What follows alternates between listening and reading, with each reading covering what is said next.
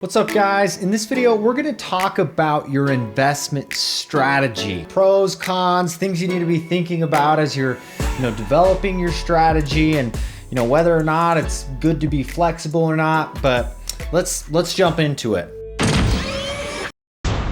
So one of the most important things about your investment strategy is that you are the expert, okay? It's just vital that people perceive you as the investment expert. A lot of people come to this program, and I know this is probably a review. If you've watched some of our other videos, we'll get into some other stuff, but they'll want to trade several different assets. I've real estate and private equity, or I've got these, this crypto strategy as well.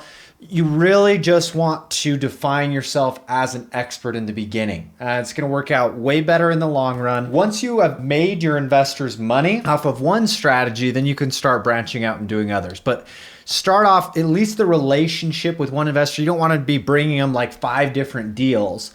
Otherwise, they're just going to be, questionable about, how legit you really are. So you really just want to silo yourself, become an expert, and it actually helps a lot with your ability to raise money. I mean, think about it. Like if I came to you and I was like, hey, I'm raising this fund and we're going to be opportunistic. We're just going to see what happens and we're going to raise some money. And we're going to make you money. Like, what? Like, no. Like, but if I came to you and I said, hey, let's take baby boomers are retiring. X% are retiring every year. Because of this, X% of those businesses are going to be either acquired or gone out of business. However, between, X and X EBITDA margins, they're too small for for larger private equity shops. However, so that's where we come in. We're going to go acquire these.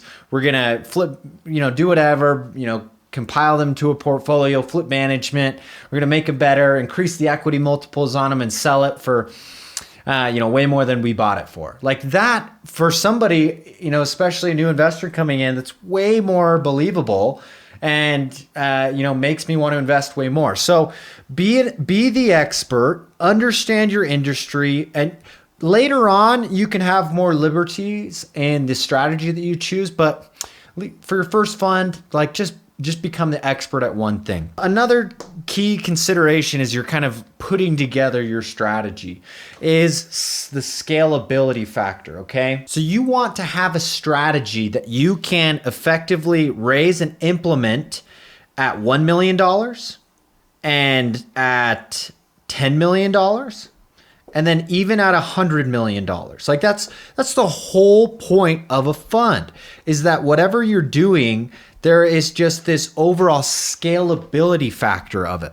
Let me give you an example. So maybe you're in real estate and you're saying, hey, I want to acquire these multifamily projects in these 15 different locations and of these different sizes, and I'm actually going to be using different property managers on them because they're in different locations. So it's like that right there, like that just is a formula for a nightmare later on when you're trying to scale. Like you want to have systems that integrate with each other, and you want to have a strategy that is sound at both 1 million or 100 million. Same goes for hedge funds. If you're trading and there's this certain strategy you've got, but it works with the trading maybe $50,000, $100,000 in your brokerage account. But does it work when you have 1 million and 10 million and 100 million? If not, you need to kind of revisit things. I think as you're building this thesis, like it doesn't happen overnight, and that's okay. It can take time to really develop this, but put some really good thought, and question, stress test everything about, this opportunity. So, find me good facts and figures and tell a story around that, which kind of leads me to, the next key element in an investment strategy. And I'm just going to call this logic. Okay. You need to have logic / rationale. You need to have a story for everything you do. It just needs to make sense and flow, and whatever data point that you put into your pitch deck, like you need to have logic why. So, I think I found it useful that you, in the early stages, compile data, right? Like just kind of a brain dump of everything that's going on and affecting your strategy. Narrow it down to like 2 or 3 key points of why your strategy, why this is a good strategy. So great questions that you can be asking yourself as you're, developing an investment strategy is why, what, how, who, and when. Okay. So, for example, like, why is this an opportunity? Why is there, that can be kind of your problem, solution. What is, what are you going to do about it? So I'm going to buy these businesses, back to the, former example that I used, and how are you going to go about that? What is your process? Who is going to do it? Why is it you? These should all be elements of your strategy. It's not just trading it, but why are you the person to do it? And then when, like, why right now? Is there any urgency? Like, why can't I wait a couple years and then invest in this opportunity? Is there any time sensitivity around it? So as you're developing your strategy and your thesis, you should be aware of all of these factors. Like what gives you a leg up?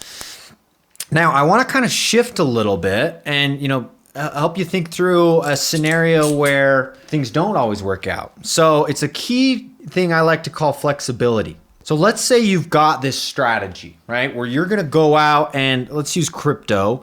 You're going to buy Bitcoin and Ethereum. Like those are the only 2 coins, like you're just super bullish on those and you're going to go trade them and you think they're taking over the world and that they're the future of everything. So you go raise all this money, you start trading it and it's going really, really well. Things are great. So then a couple of years down the road, they both crash hardcore, like we're talking 90% corrections. Maybe it's a regulatory thing, but the landscape, the environment has changed, like fundamentally changed. And it's you don't think it's going to come back, but do you still, and obviously your strategy maybe leans on a bullish market and whatever. You're faced with the decision. Like, do I stick to my strategy or do I pivot? Like if you are right, if you stick to your guns and you're like, actually, no, guys, stick with me. You're telling your investors here, they call you, they're complaining. You tell them, no, guys, this is, it's okay. Like it's just a correction. Things will get better. I'm still confident in this strategy and I'm confident in what's going to happen. If you're right, they're going to love you. If things come back, you'll be praised and admired and, you're such a good manager. That's fantastic.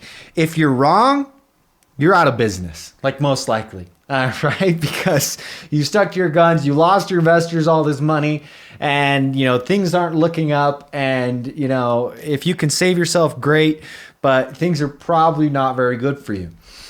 But there's also this opportunity where you say, hey, do you know what?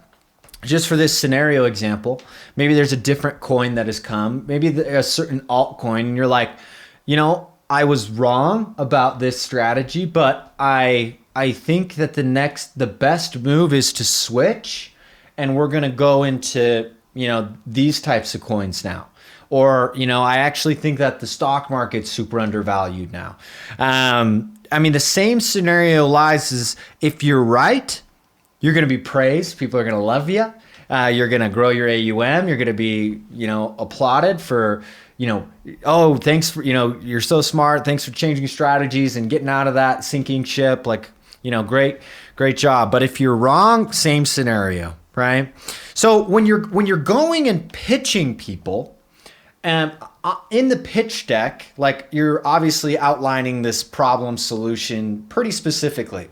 Why? Because it helps you raise money. Usually in the offering documents, there's a little more autonomy given to the managers than what they pitched. And basically that they have the right to, get into other things if they need to, or if the market's changed and, or, different exit strategies, because you're going to outline everything, right?